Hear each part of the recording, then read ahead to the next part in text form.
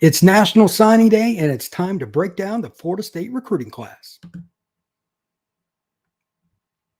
You are Locked On Seminoles, your daily podcast on the Florida State Seminoles, part of the Locked On Podcast Network. Your team every day.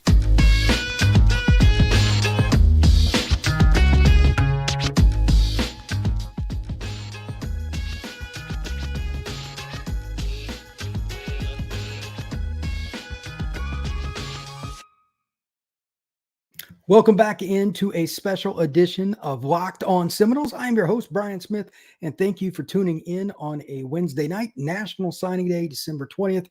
This has been a wild day for me as I have helped many people try to navigate this, and I'm going to try to break down Florida State's class best I can, but there's still more to come because there's portal stuff to talk about. You got the bowl game coming up, etc. So all that this week and more, but let's just break down the class today. So with that being said, today's show is brought to you by FanDuel. FanDuel, make sure you check it out. It is the best app going if you're going to bet on sports today.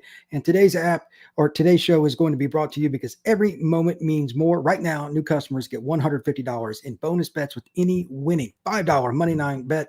That's a $150 if your team wins on a money line bet. Visit FanDuel.com/LockedOnCollege to get started. So first off, before I start answering questions and diving into the chat, I'm going to run down for about 5 minutes, just general thoughts on the kids that have signed. In case you didn't see the most latest signee, to my knowledge, it was something just happened a few seconds ago. Today, White, the big defensive lineman out of the state of North Carolina, has selected the Seminoles and he has signed. That is big news because, as you will see here in just a few minutes, defensive line and front seven recruiting is not where it needs to be, and I will dive into that specifically. But I'm going to start at quarterback, and we'll work our way down. First off, a kid that I know well, Luke Cromahawk, quarterback, Benedictine in Savannah, Georgia, really good football player, kid I got to know well, family I got to know well, his 7-on-7 organization, Team Dimes, etc. They're all fun to be around. They're good people. That's the kind of guy a locker room can rally around. And it helps that he has a big arm and he's a really good athlete. It also helps that he's smart. It also helps that he's very competitive. This is a kid that Norvell targeted before he had started a high school game and he offered him, which I thought was crazy at the time. And then I saw him play and I'm like, well, Norvell is ahead of the curve here. Bottom line, this is a kid that can be your national championship winning quarterback somewhere down the line. I do not think he's coming into play right away if they don't get Cam Ward, nothing like that. I don't like freshmen playing. I've said that many times, but this is a big time player. You got Cam Davis at running back. You got Danzy at running back. They're good. They're really good athletes. Both of them can play multiple positions. You're good. The wide receiver corps has a lot of talent. I don't think enough of the guys, and I've said it many times, have been given enough credit, like Wayne and some of these guys. They have speed. They have size. They've got a big guy on the outside. They got from Maryland. They've got players. Not worried about the offensive skill sets there. They got arguably the nation's best tight end out of Georgia, flipped him from the University of Georgia. Fantastic. Offensive line, I need to dive into more senior film. I've only started, so I'm going to pass on giving a full grade there. But I do know the numbers aren't where they need to be. They did keep a certain young man from Pensacola home. I'm going to talk about him here in a second. But I think Florida State has got to win more battles in Central and South Florida for O-linemen, even if it's just one more kid a year, because not only is it a good player, you're probably taking it away from either UCF, Miami, or Florida, maybe Auburn or Alabama or Georgia too. But winning those battles for the guys in the trenches has always been what Florida State's about. And there's nothing wrong with doing that again. Looking at the offensive line specifically, just kind of thinking about it, if Florida State would have got one more guy, like a Gerby Lambert out of Boston or somebody like that, wherever it's at, it would have been nice. But they did get 4 bodies up front that are big. They got a kid from California that not many people talk about and flipped him from Southern Cal. I don't know how to pronounce his name, Manesi Ititi, Central Catholic in Modesto. It's Northern California. That's a big dude. Those are the kind of kids you can develop into something. He's a national top 150 kid, but I don't know much about him because he's from California. So I only got to see him play a little bit. They did get Ty Hilton out of the Orlando area. That's one kid they got, but I still think they could have got one more guy. The kid that I know the best is Jonathan Daniels out of Pensacola. I think he's got a chance to be a multi-year starter. I know the most about him because I've seen him the most. He played at Pine Forest. big guy, powerful, could probably play guard or tackle, but I like him better at guard. Now let's move over to the defensive side, and this is where it's a little iffy. Florida State just lost Blunt. I'm sure most people know that. He flipped to Miami. They also didn't get any of the kids that they probably really wanted out of Georgia that were the elite kids early on.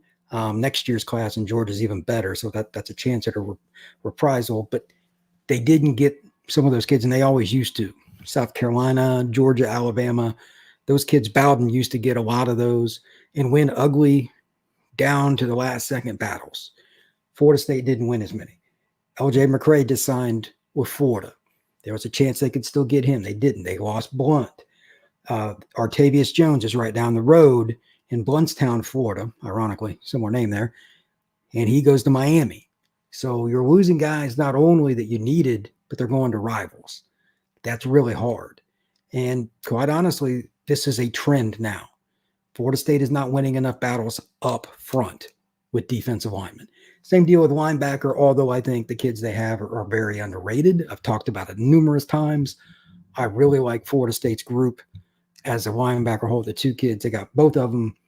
I don't know why it is what the linebacker situation. It's harder to grade kids at linebacker now than it ever has been because of the passing game. But like Camden Fryer, for instance, one of the receivers Florida State signed, he's really a pain in the butt to guard. I think Jaden Parrish could at least hang with him somewhat. And Fryer's really good. Obviously, his dad is the Fryer that played on the 93 team that won the state champ or the national championship. I think Jaden Parrish could hang with him, but he's only listed as a 3-star. So that's a little goofy. But Florida State needed more numbers at linebacker, and they needed at least one more just high-end guy. They didn't get it. Why? Florida State has a tremendous history at that spot. So they ended up as a top 5 class. They lose Blunt. I'll get to KJ Bolden here in a second. And they didn't finish with the other guys in the front 7. There's got to be somewhere they could have got one more guy. Getting Denaeus White is a big deal, though. Here's the thing. 330 pounds. Powerful, could play 1-tech. Depending on his conditioning and everything, you might move him around, play some 3-tech. That's something that's really important. Florida State needed more of that. And I'm sure somebody's going to ask me about their transfer portal situation. Another kid just hit the portal from the D-line. I'm not going to get into that tonight, but that's something to think about. The kid that's interesting is Jamari Flagg. I've seen him play. He's a developmental player that is a 300-pounder out of Booker T. Really, I don't know. I didn't see him play live this year. I saw him play live as a junior. I don't know how quickly he can play. I'm going to watch his senior film pretty soon and do some breakdowns. But they did get 2 humongous kids from the middle, and they needed it. I just don't think either one of them, from what I know, at least to this point, are impact guys. Redshirt year, then yes. But Florida State's going to need help next year. So the portal is probably important. As we move into the secondary, I mean, they got Lester. There was some concern about getting him. KJ Bolden did flip to Georgia. From all intents and purposes, everything I'd heard leading up to today was Auburn or Florida State. Georgia was in the background, and then today they weren't. A lot of stuff going on there in the background for why he went there, but it is what it is. Jamari Howard's a really long kid. They got out of Norland. I like him. And they did get Kai Bates. I mean, it's a tremendous defensive back class. Even without KJ, Florida State did very well. Overall, I thought it'd be somewhere around 10th. I saw him ranked 10th. I saw him ranked 11th. I forget the services. But Florida State had a good class, but it could have been elite. They kind of let it slip away. And that's the difference between winning it and like just getting to the playoff. Missing KJ, missing like another front 7 guy, and maybe just one other player is the difference between being the number 9 seed and being the number 2 seed in the playoffs in a couple of years. That's why I bring this up, and that's why, quite honestly, I think it's really important to bring up. You just can't have that happen. But at the same time, Florida State's in a hell of a lot better position with this recruiting class than they have been with any other here recently. Because, again, they missed at D-line, and they got 300-pound kids that can move. They've got a chance to be good. They just maybe not be impact, but they've got a chance to be good. I'll take that over what Florida State has done in some other situations. And, they've got a chance to get somebody in the portal to kind of help them in the meantime. Speaking of help them, let's go ahead and bring up FanDuel. This is today's primary sponsor. FanDuel, Make sure you're checking it out because as the weather gets colder, the NFL offers stay hot on FanDuel. Right now, new customers get $150 in bonus bets with any winning $5 money line bet. That's $150 if your team wins. If you're thinking about joining FanDuel, no better time to get it done than right now today. The app is easy to use. There's a wide range of betting options, including spreads, player props, over-unders, and more. Visit FanDuel.com/lockedon and kick off the NFL season. FanDuel, official partner of the NFL. All right. Let's talk a little bit about Florida State overall, what your thoughts are. I'm going to open up the chat. I got a few questions here. If you have anything, let it rip. I'm just going to kind of go through, but I wanted to start off with my thoughts. All right. Let's go. We miss you. All these guys. Armando signed with Florida or with Miami, Kenneth. He was at the same time Denias. They both had 6 p.m. Jeremiah is going to Ohio State. Let's see what else we got. Jeremiah Smith didn't turn in his I've been told he is going to Ohio State. Just in case anybody missed it, he is going to go to Ohio State, unless I was misled. And I'm talking about afterwards. I heard about all the he didn't or did. He's going to Ohio State. Let's see. What do we got here? LT.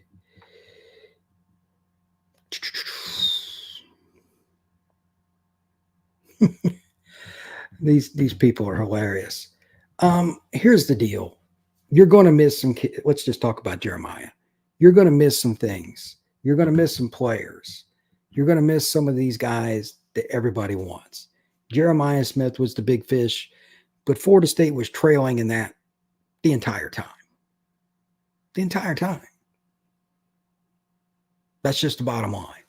And I'm not here to bitch and moan about it because, I mean, I got to know Jeremiah and, Florida State wasn't in the same position as Ohio State based on his specific criteria. So what's his criteria? He told me multiple times in face-to-face conversations that he picked Ohio State originally. He committed in December last year because he wanted to be developed by them, and they had proven it with other receivers over and over and over again. I get it. Miami finished second. He actually had the Miami hat with him at the ceremony. I know that flat out because he told one of my buddies that was at the ceremony and who interviewed him. So I don't know what else Florida State could have done. They had the last visit. They did in-homes with him. He was up for unofficial visits multiple times. Florida State staff recruited the heck out of Jeremiah Smith. Anybody that wants to bitch and moan about that, I don't know. There's some people bitching about, like, somebody showed me a text that they'd gotten from a Florida State fan that said, this class isn't acceptable. Norvell needs to be removed. I'm like, they've won 13 in a row this year, and it goes back to somewhere around 20 games in a row they've missed. Those kind of fans need to hit the road, by the way. That's one of the dumbest things I've ever heard. My buddy, he sent me the screenshot. It's hilarious. Florida State didn't finish where they should, but you're going to fire a coach that just went 13-0?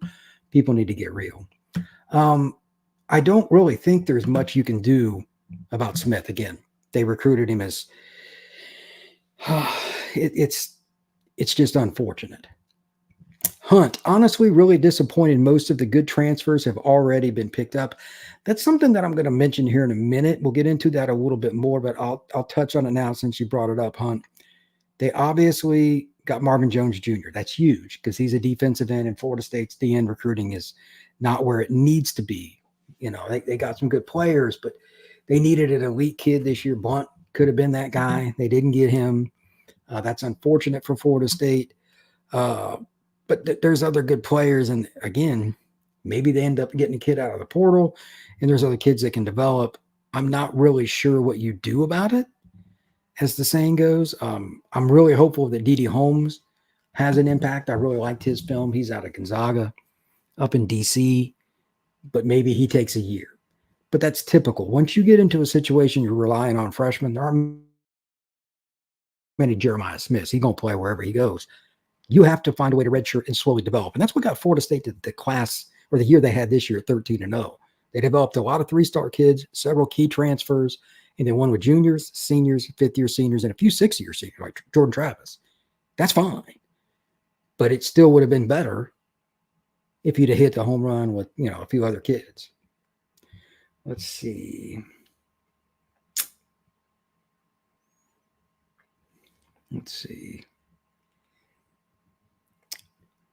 This is hilarious here. Brooklyn boy, if you had hired Deion, this wouldn't even be a problem. Yeah. Deion is not the answer. He is not ready for elite Power 5, in my opinion. Let's see. Ian Oliver, Miami garbage, and so is the fan base. FSU lives free in all his head. Let's see. Kenneth Clark, I like the class as of now. I like the class. Not saying I don't like the class. I'm just saying it could have been better. It is what it is. Do I think they're going to win the national title based on this class? No, but this needs to be the bottom end, like around 10. You get 3 of these in a row, and your numbers with the portal will go down because you won't need as many guys. You take 5 to 8 just to kind of fill out your roster. A kid turns pro, somebody gets hurt, whatever. You just have an unfortunate couple misses with the recruiting class before, whatever that is. That's all. But right now, Florida State's class, although a good one, again, it was top 5 going in to today. You didn't get Blunt. You didn't get KJ Bolden. That hurts. It is what it is. You can't miss on the big fish every time. I do think that like Cam Davis was banged up some this year. That hurt his ranking, and some other kids, they probably would have had better players if it wasn't, or better rankings if it wasn't some from unfortunate things like that. And a few of their key guys are not from down south, or like the Hickman kid, the linebacker, he plays out in the sticks of South Carolina. He's not ranked where he should be ranked. It just is. It's a fact that's not maybe. That's just true. Like his film was really good, but he plays at Indiantown or something like that in South Carolina. Indian Land, I forget the name of the high school. And that's rough, man. You're not always going to win those battles. Take it as it is. All right. LinkedIn jobs. When you're hiring for your small business, you want to have as many top-tier candidates as possible to interview. That's why you have to check out LinkedIn Jobs. LinkedIn Jobs has the tools to help you find the right professionals for your team faster and for free. For me, I know that as somebody that has used LinkedIn to get a job and use LinkedIn to look for people, like for internships, the app's really easy to use. That's really not debatable if somebody goes on it and makes themselves look at it for 30 to 40 seconds. It's easy to get around and navigate, and that's number one thing for me because I'm not the most patient. And they also have screening tools that will help you get the right people in front of you faster. They set it up so you can pick what you need to get the people that you need taken care of. In fact, 86% of small businesses get a qualified candidate within 24 hours. All right. Post your job for free at linkedin.com/LinkedIn College. That's linkedin.com/LockedOn College to post your job for free. Terms and conditions apply.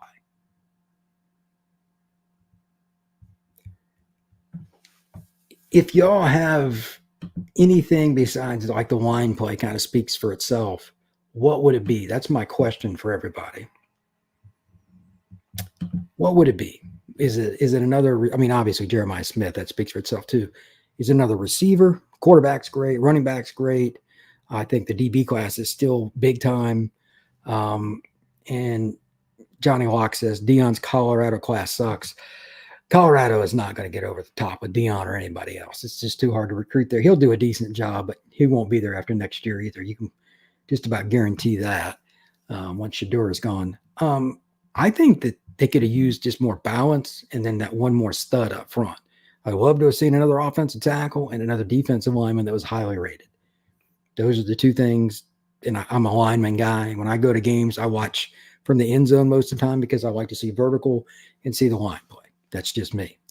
With Cam Ward possibly coming to Florida State, do you think next year's team would have a better shot than this year's team if they sign it? Are you talking about for the national title? Because the answer is no. Florida State is not winning the national title next year.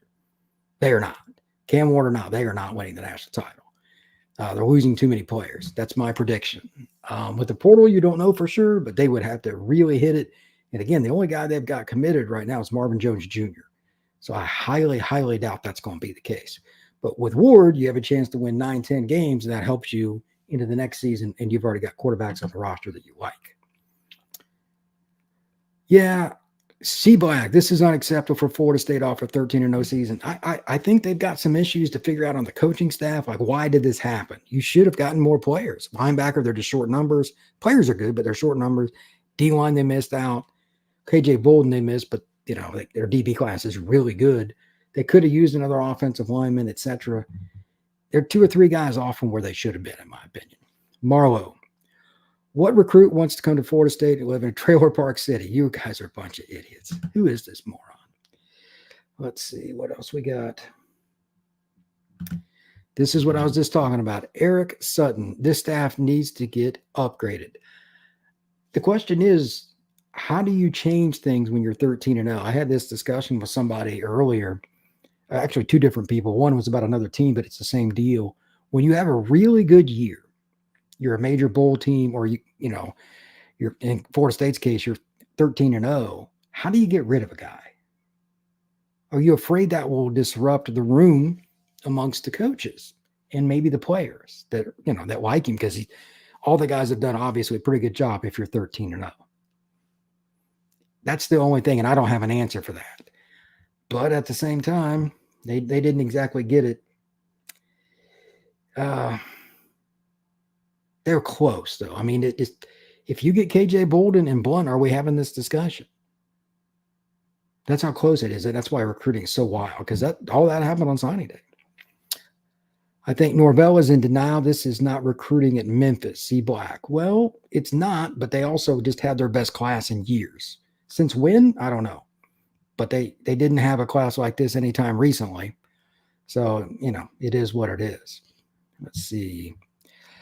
Mike is afraid of letting Odell and Shannon go.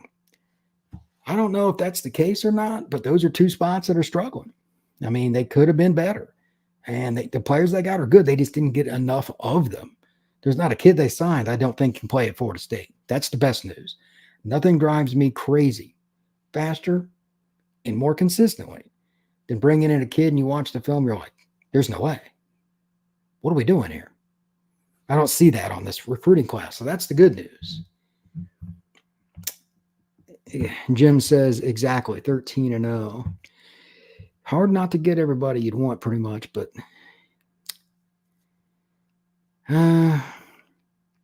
Eric Sutton brings up a good point. He says those guys are older and recruiting kids, they've become burnt out. It could be. Some guys do get tired of it. Odell used to be a really good recruiter. I don't think it's as easier for older guys now. I'm sure most of them don't like to deal with NIL. Jimbo Fisher would scour the staff and hold his staff accountable for misses. You know what? That's true. A lot of guys do that. Urban Meyer was that way. Saban's that way, etc. I don't know what the answer is, though. We haven't signed a top 100 D lineman in 3 years. That's a problem.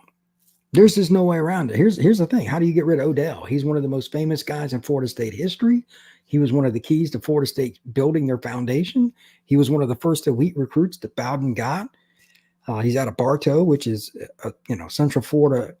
It's not that far from where I live. That's hard. But can something be done? Because it's not a coaching issue. It's just getting the players. That's something to think about. I don't know. I'm not very happy with it either, because I like to see guys go out on their own terms. But, I mean, I'd imagine the pressure is on. He's got to get somebody big time next year up front. No ifs, or ands, or buts about it. He's got to get somebody big time. That's just the way it is. I don't know if that's an NIL thing. I don't know if it's a relationship thing, a communication on the staff. Every recruitment, in my experience, is different. So I'm not going to lay the blame at the feet of any one person or any one scenario. Losing Blunt, for instance, he's a young kid, and it's easier for him to go to Miami because he goes to Miami Central. I understand that, but you still had him committed, and he flips on signing day. That's rough. That is rough. Let's see. Christopher Ryan. We have been good again for 2 years. The teams are losing guys too. Have been good for a decade. It takes time, a slow climb. there's some truth in that statement. Florida State, as I noted, and Christopher Ryan aptly brings up, they got better. This is a much better class than what they've had recently. That's not really debatable. If you followed Florida State recruiting at all, you would know that. I don't remember the last time they got 2 D tackles like this, and we're still complaining, but they got White. That's a 330-pound kid, give or take, for instance. You know, and you get the kid out of Booker T. That's a 300-pounder, Jamori Flagg. You could do a lot worse. I'm a little more concerned about it from the numbers perspective, and they're losing guys, not only that they wanted, but they're going to their rival. That's the double whammy. There's, you know, that's just not good. I mean, Florida's a sinking ship, and they still kept LJ McCray. I would love to know the backstory on that one, and I'm going to try to find it out. If I get it, I'll obviously share it here on the podcast, but it just happened. So that happened like an hour before this show, so I haven't got the backstory yet. I will see what I can find out from Brandon Olson and everybody else, because that's pretty wild to me.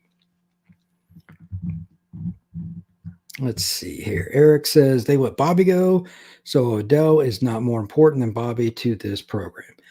Well, that's also a good point. But who's going to replace him, and how does that impact the team, the mentorship, the other players that have come and gone from the program coming back? There's a lot of things that go on with that. That's a lot of political stuff to get rid of a legend like Odell Hagins. See, Black, Miami gets the number 3 class off a 7-5 year. I don't want to hear it's due to the Atlantic Coast Conference. Look, that part's just fact. Yeah, Miami out-recruited Florida State for a few kids, and that's usually the difference. It's usually splitting hairs. But those couple of kids are different. I mean, if you flip or blunt signs, or if Florida State gets one other kid, whether it's KJ Bolden or something else, they're like number 5 instead of number 10. Between like 4 and 10, there's very little difference in the recruiting classes. Very little. At the very top, traditionally speaking, you know, whether it's Georgia, Alabama, Miami, Florida State, whoever it's been over the last 30 years, it's because of like one guy kind of stands out. You know, Ohio State gets Jeremiah, so they stay in the top 5. Would they have stayed in the top 5 if he'd have went to Florida State or Miami? Maybe not.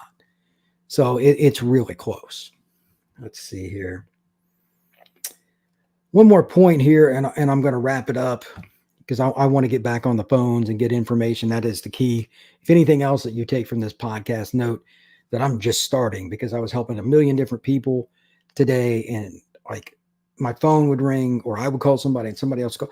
It was just back and forth. The rumors, getting texts, getting inboxes. It's wild. I'm glad that I didn't go out on the road today. I'd have lost my mind and tried to cover one of these. It was better just being at home.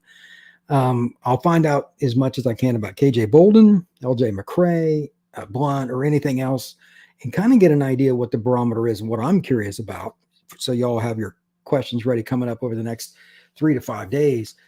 As we head into the game against Georgia, how much is Florida State now going to focus on the portal, or are they going to be really picky? I don't know what the situation is, because as I've hinted the last few days, NIL is a concern, a big one.